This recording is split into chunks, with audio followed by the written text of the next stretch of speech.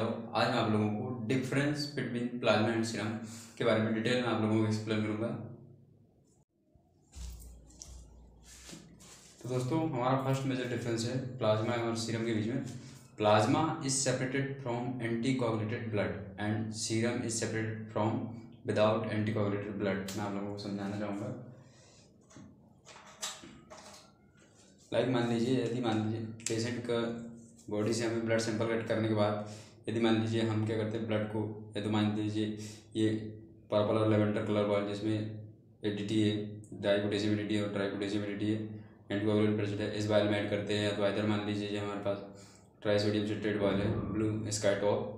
यदि इन दोनों वायल में से किसी वायल में यदि हम क्या करते हैं पेशेंट ब्लड को कलेक्ट करने के बाद ऐड करते हैं, देन ऐड करने के बाद उनको प्रॉपर मिक्स करेंगे। देन मिक्स करने के बाद हम इसे क्या करेंगे, सेंट्रीफ्यूज करेंगे। तो सेंट्रीफ्यूज करने के बाद तो हमें क्या होगा, प्लाज्मा ऑब्टेंड होगा। बट इन केस ऑफ यदि मान लीजिए हम पेशेंट की बॉडी से ब्लड सैंपल कलेक्ट करने के बाद यदि मान लीजिए ये विदाउट एंटीकोगुलेंट ट्यूब है, प्लान वायल रेड टॉप की, यदि हम इसमें ब्लड सैंपल को ऐड करते हैं कलेक्ट करने के बाद, देन हम इसको सेंट्रीफ्यूज मशीन के थ्रू सेपरेट करेंगे। तो हमें क्या होगा, बेसिकली सीरम्स ऑब्टेन होगा। तो दोस्तों, फर्स्ट मेजर डिफरेंस है plasma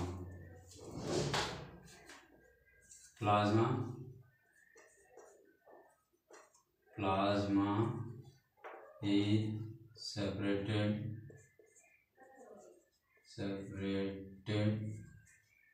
from anticoagulated blood and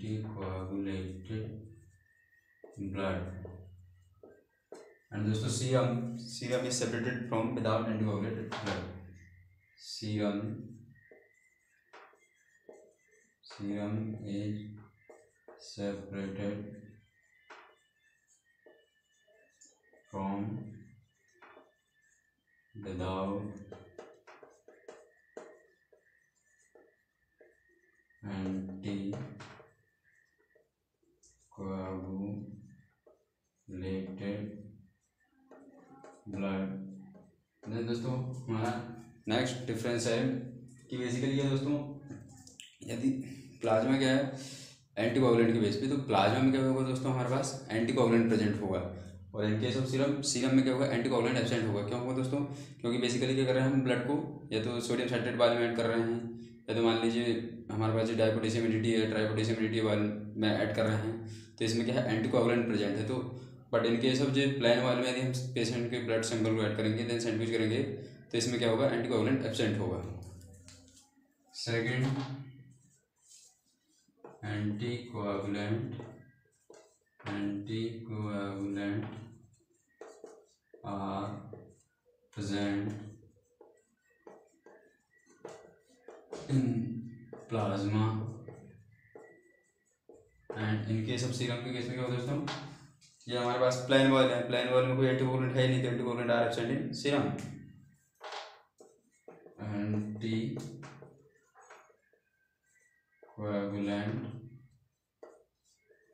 are absent in serum. Then दोस्तों, हमारा नेक्स्ट मेजर डिफरेंस है plasma content blood clotting factor and plasma में क्या होता है, clotting factor are present in plasma. और इन केस ऑफ सीरम में क्या होगा दोस्तों, clotting factor are absent in serum. ऐसा क्या हो दोस्तों, तो बेसिकली क्या दोस्तों, यदि मान लीजिए हम क्या कर रहे हैं सोडियम साइट्रेट वाले में क्या कर रहे हैं, यदि ब्लड सैंपल को कलेक्ट कर रहे हैं, तो इसमें क्या होगा, बेसिकली सोडियम साइट्रेट एंटीकोगुलेंट है, जो क्या करेगा, बेसिकली जो calcium ion blood clotting factor है उसके साथ जाके क्या करेगा, कैल्शियम आयन को क्या कर देगा, डी एसोसिएट कर देगा, जिससे कि कैल्शियम आयन क्या करेगा, फर्दर क्लॉटिंग की प्रोसेस को में पार्टिसिपेट नहीं कर पाएगा, या फर्दर क्लॉटिंग प्रोसेस आगे कंटिन्यू नहीं हो पाएगी, इससे क्या होगा, ब्लड क्लॉट नहीं हो पाएगा। तो ब्लड क्लॉट नहीं होगा तो उसमें आल क्लॉटिंग फैक्टर वहाँ बेसिकली प्रेजेंट हो गए। But in case of serum में क्या होगा दोस्तों, जब हम उसे विदाउट एंटीकोगुलेंट बाइल में ऐड करेंगे, तो क्या होगा, इसमें बेसिकली ब्लड क्लॉटिंग की प्रोसेस क्या हो जाएगी, नेचुरली हो जाएगी। तो देन ब्लड क्लॉट हो जाएगा, तो इसमें आल क्लॉटिंग फैक्टर क्या हो जाएंगे, एब्सेंट हो जाएंगे। तो clotting factor are present in plasma. Clotting factor are present in plasma. Serum में क्या होता है दोस्तों, सीरम के केस में clotting factor are absent in serum, clotting factor are absent in serum. दोस्तों नेक्स्ट हमारा मेजर डिफरेंस है जो मोस्ट कॉमनली आप लोगों से टेबल वाइवा में एग्जामिनर मोस्ट कॉमनली आप लोगों से पूछता है कि फिब्रिनोजन प्लाज्मा में प्रेजेंट होता है कि आइदर सीरम में प्रेजेंट होता है। तो दोस्तों मैं आप लोगों को डाउट क्लियर कर दूंगा। जो बेसिकली फिब्रिनोजन है क्या है, एंटीकोगुलेंट वो है। बेसिकली फिब्रिनोजन क्या है, सॉरी फिब्रिनोजन क्या है, ब्लड क्लॉटिंग फैक्टर है। तो क्लॉटिंग फैक्टर किस में प्रेजेंट होगा, हमने अभी देखा है कि clotting factor are present in plasma, plasma में क्लॉटिंग फैक्टर प्रेजेंट होगा। तो फिब्रिनोजन क्या है, क्लॉटिंग फैक्टर है। तो fibrinogen are present in plasma. और in case of serum, serum में क्या होगा, fibrinogen are absent in serum, क्योंकि वहाँ पे ऑलरेडी ब्लड क्या हो जाएगा, सीरम के केस में क्लॉट हो गया है, तो वहाँ पे फिब्रिनोजन एब्सेंट होगा। फोर्थ मेजर डिफरेंस है हमारा फिब्रिनोजन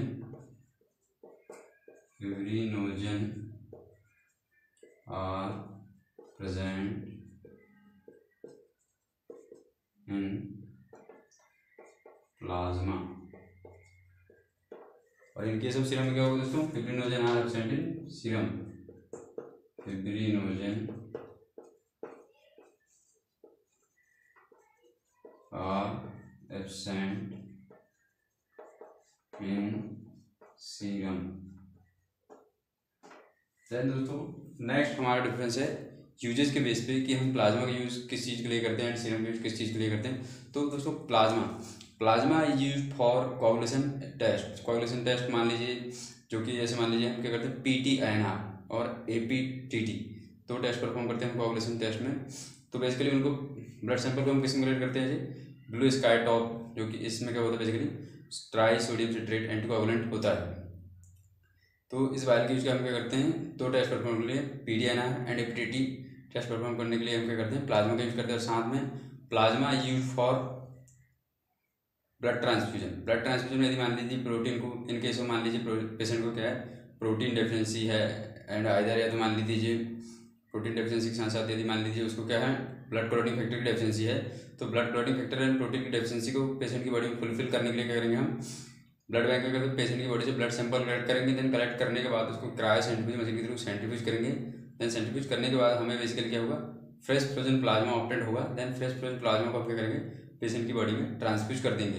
तो दोस्तों जो प्लाज्मा है वो बेसिकली टेस्ट परफॉर्म करने के लिए भी यूज हो रहा है। देन साथ में क्या हो रहा है, बेसिकली एज अ मेडिसिन के रूप में भी यूज हो रहा है तो प्लाज्मा। और इनके केस ऑफ सीरम क्या होगा दोस्तों, serum is use for sero diagnostic test.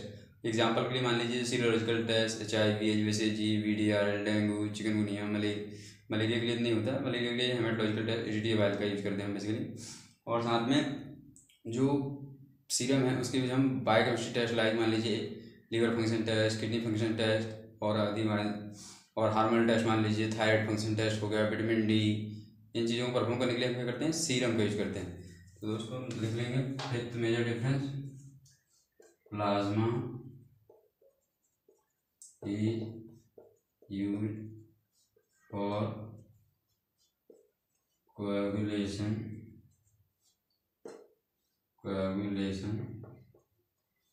Test. Example PTINR का पूरा फुल फॉर्म क्या है दोस्तों, performant time international normalize ratio. And second है हमारे पास टेस्ट APTT का क्या फुल फॉर्म दोस्तों, activated partial thromboplastin time.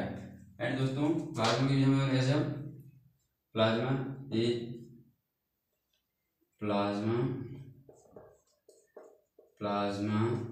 Is also used for transfusion में भी यूज हो रहा है। फिर हमारे पास दोस्तों जो बेसिकली सीरम है, सीरम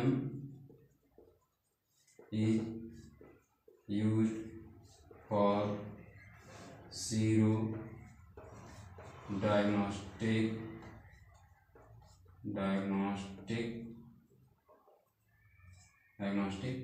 टेस्ट। एग्जाम्पल के लिए हमारे पास दोस्तों क्या, serological test, serological test and साथ में बायोकेमिस्ट्री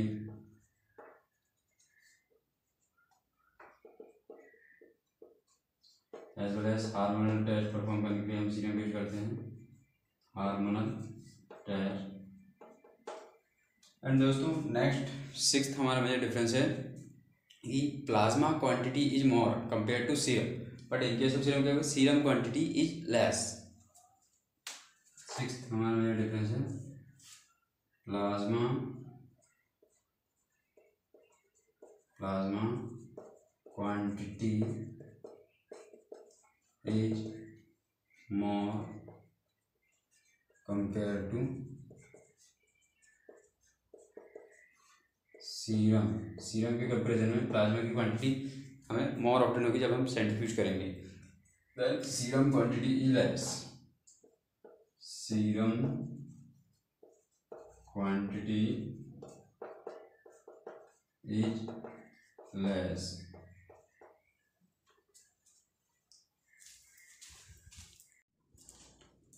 तो दोस्तों प्लाज्मा क्वांटिटी मोर होने का कारण ये है कि बेसिकली ब्लड के होते हैं दो पोर्शन से मिलकर होते हैं, एक तो लिक्विड पोर्शन जिसे हम प्लाज्मा कहते हैं, एंड जो सेलुलर पोर्शन होता है जिसमें बेसिकली 3 टाइप की सेल्स प्रेजेंट होती है, वाइट ब्लड सेल्स और लिकोसाइट, रेड ब्लड सेल्स और एरिथ्रोसाइट, और वाइट प्लेटलेट और थ्रोम्बोसाइट। तो जो सेलुलर एलिमेंट है वो 45% ब्लड का पार्ट बनाती है, एंड जो लिक्विड पोर्शन है प्लाज्मा वो बेसिकली 55% ब्लड का पार्ट बनाती है, यानी कि जो सेलुलर एलिमेंट से 10% एक्स्ट्रा क्या है, प्लाज्मा है। तो plasma quantity is more compare to serum because क्योंकि 55% ब्लड का पार्ट बना रहा हूँ प्लाज्मा। देन दोस्तों नेक्स्ट हमारा मेजर डिफरेंस है सातवां कि plasma is transparent straw colour liquid portion of blood, और इन केस ऑफ सीरम क्या है, serum is extracellular liquid portion of blood. सातवां मेजर डिफरेंस हमारे पास plasma is transparent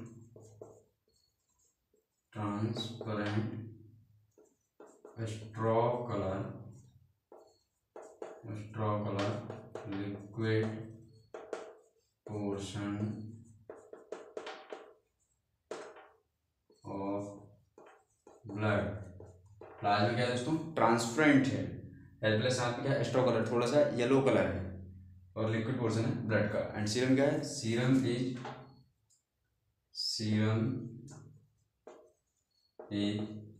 extra cellular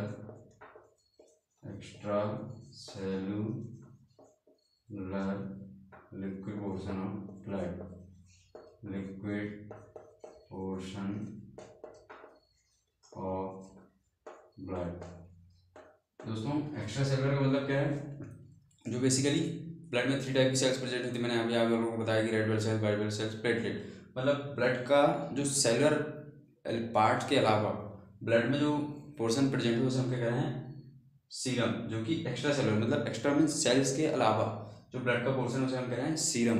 then next major difference है दोस्तों हमारा आठवां कि बेसिकली क्या होता है दोस्तों, buffy coat are present in plasma, पर in case of serum buffy coat are absent in serum. ऐसा क्या है दोस्तों, जब हम क्या करते हैं ब्लड सैंपल को, मान लीजिए हमारे पास क्या है, ये साइट्रेट बॉयल है, साइट्रेट बॉयल में हम जब ब्लड सैंपल कलेक्ट करेंगे तो इसको जब हम कलेक्ट करने के बाद हम जब इसको सेंट्रीफ्यूज करेंगे तो सेंट्रीफ्यूज करने के बाद क्या होगा दोस्तों, हमें 3 लेयर ऑब्टेन होगी। सबसे ऊपर की ओर क्या होगा, प्लाज्मा होगा। प्लाज्मा क्या होगा दोस्तों, क्योंकि प्लाज्मा की स्पेसिफिक ग्रेविटी क्या होती है, कम होती है थोड़ा किस compare to white blood cells, platelet and साथ में रेड ब्लड सेल्स से कम होती है। तो सबसे ऊपर हमें प्लाज्मा मिलेगा, देन हमें बीच में क्या मिलेगा, बफी कोट, एक वाइट कलर लेयर होती है जिसमें basically white blood cells as well as साथ में प्लेटलेट प्रेजेंट होती है, एंड देन सबसे टेस्ट के बॉटम हमें रेड ब्लड सेल्स मिलेगी। तो इन केस ऑफ सीरम क्या होगा, तो सीरम में buffy coat are absent in serum, buffy coat are present in plasma, और इन केस ऑफ सीरम में क्या होगा दोस्तों, buffy coat are absent in serum, buffy coat are absent in serum. Then दोस्तों नेक्स्ट हमारा 9th major difference है, क्या है, basically plasma contain 90 to 95% water and जो सीरम है दोस्तों, serum contain 90% water. Plasma contain 90 to 95% water and in case of serum contain 90% water, serum contain 90% water।